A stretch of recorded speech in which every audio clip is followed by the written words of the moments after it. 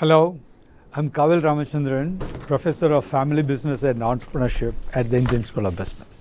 One of the important aspects of family business is the challenge of professionalization. It's often assumed that professionalization is automatic, but that's not true. What I have found is that professionalize or perish. If you don't professionalize in time, and the organization will perish. So we need to understand what is professionalization and how do you prevent organizations from perishing.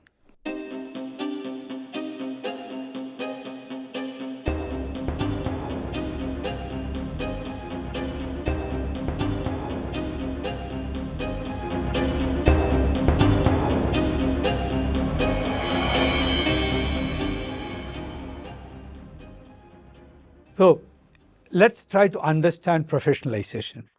It's often understood that as the organization transforms from a smaller organization to a medium size or bigger organization, the way the management functions changes from an informal system, informal way of functioning to a formal way of functioning. And in most organizations, this is facilitated by the introduction of organizational structure, systems, and processes. But in family businesses, this does not happen automatically. So who are working in the organization, they are typically wearing two hats. One is the family hat and the other is the business hat. So when they are owners, when they are family members to when they are business executives, the way they look at the business may not be exactly the same. It may be different.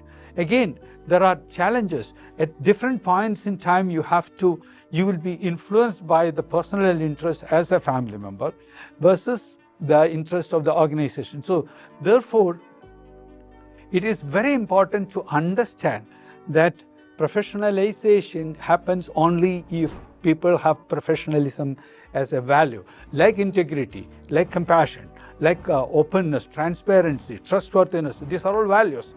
So we need to decide that professionalism is a value and that will be practiced. So which also means that professionalism is much beyond typical understanding of delegation. Delegation through systems and processes happens, but unless professionalism as a value is not ingrained and practiced by the professionals, it will not happen. So in most family businesses, unlike the non-family business, there will be family members who are working in the organization and they will be working with the non-family professionals. So if you are working as a family professional and there is a non-family professional, it is very important to understand the territories of responsibilities. And at this very senior level, this is often not explained.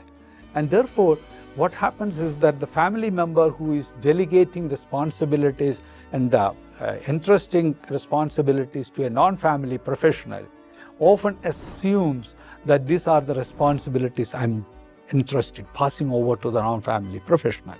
And the non-family professional will look at from their angle. And if they look at the professional family member as a professional versus as an owner or a family member, the scenario will be different. Similarly, if there are two family members working together, two siblings, it may be two generations, if they are working together at the senior level, and if they are taking decisions, are they working as family members or are they working as professionals? And they, again, if there is a managing director and this junior person, family members, are they behaving like family members or are they behaving like professionals? It is often not understood. It's not often clarified. And if that doesn't happen, and I've seen in many cases, the senior member may initially start talking as a professional, but often changes and wears the family hat and may start talking to the other person as a family member, whereas this person should have spoken more like a professional. So this is a big challenge in a family business. And it can be tougher, the situation can be tougher if there are more number of people at the top level. If there are more number of family members And if they have to interact with more non-family members, the situation may be tougher. So how do you address this kind of a challenge, which means that from a more like a doubles game to a multiplayer game? So for this, what I have done is that after observing many families, I have developed a tool, developed a framework which can be used as a tool to make sure that the roles, responsibilities of family members as professionals can be very, very clearly articulated, and they ought to be clearly articulated. So I use this categorization of decision making into information, advice, decision, and execution. And so I call this as IADE approach. And why I do this? Because very often when the family is smaller, everyone will be involved in the decision, and it's much easier, very efficient, very effective. But as the organization is expanding, as the family is expanding, it's not possible for all the members to be together to take, it's not efficient. It's not possible at all for all the people to be together and taking decisions. And sometimes this, if there is no systematic approach developed to address this challenge, there will be communication gap and there will be misunderstanding. And very often it will be misinterpreted, and that will be leading to a lot of family level challenges. Relationships get affected. So this IADE framework tells you, can be used to define the people, family members who will get information about a decision taken by one or two people, and who will be consulted, who will be advising those people, one or two individuals who are taking decisions, but they don't get involved in the decision, they will only share their views, and who are the people who will be getting the information. And I found that this IADE framework can be very effectively used and to build family communication, to make better decisions, and also to make sure that decisions are implemented more effectively. The same framework, IADE, can be used for effective time management. People who have been taking decisions can delegate to somebody else in a steady way, and decision situations will be converted into advice situations to information situations. So that means that somebody, if I were taking decisions all along, I can delegate it to somebody and I can be an advisor. And at a later point, I can say that I don't need to be involved in a decision, I don't need to be consulted, I am only interested in getting the information. So this way, the IADE framework is also used very effectively for time management.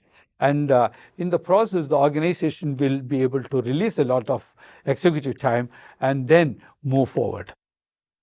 So, in a sense, what I'm saying is that professionalization has to be looked at from a completely different angle compared to what it was earlier. Professionalism has to be a value, which means that there will be more of collaboration instead of controlled direction, top-down approach. Here, professionalized organizations will have a lot more consultation. Transparency will be there. Family members and non-family members would know what their roles are there. This is possible only if the family members can control their ego and say that we are all working together as professionals in the interest of the organization. So structure, systems, processes are critical, but those are only vehicles. If the vehicles have to be run, you need professionals. It's not the qualification, it is the attitude. It's the mindset of professionals that makes an organization professionalized, and then the process of professionalizations will work. And if you do that, you can avoid perish. You can avoid the danger of the organization getting perished.